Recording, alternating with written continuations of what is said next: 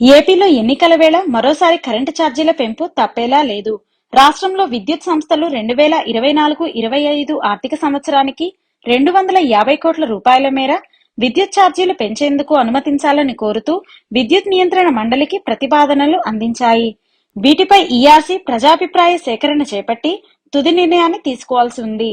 కానీ కొన్నేళ్లుగా ఈఆర్సీ ఇలా డిస్కంలు అందించిన ప్రతిపాదనలపై నామమాత్రపు ప్రజాభిప్రాయ సేకరణ జరిపినా కూడా అభ్యంతరాలతో సంబంధం లేకుండా దాదాపుగా వాటికి ఆమోదముద్ర వేస్తూనే ఉంది. దీంతో ఈసారి కూడా 251 కోట్ల రూపాయల మేర విద్యుత్ ఛార్జీల పెంపుకు ఆమోదం పడేలా కనిపిస్తోంది. డిస్కంల ప్రతిపాదనలకు ఈఆర్సీ ఇవాళ విశాఖలో జరిపే ప్రజాభిప్రాయ సేకరణ తర్వాత ఆమోదముద్ర వేస్తే వినియోగదారులపై 251 కోట్ల మేర భారం పడటం ఖాయంగా కనిపిస్తోంది. ఇప్పటికే డిస్కంలు కోరినట్లుగా అదనపు ఛార్జీలు, ఇతరత్రా ఛార్జీలను పెంచుకుంటూ పోవడం వల్ల కరెంటు బిల్లుల మూత పెరుగుతోందన్న విమర్శలు ఉన్నాయి.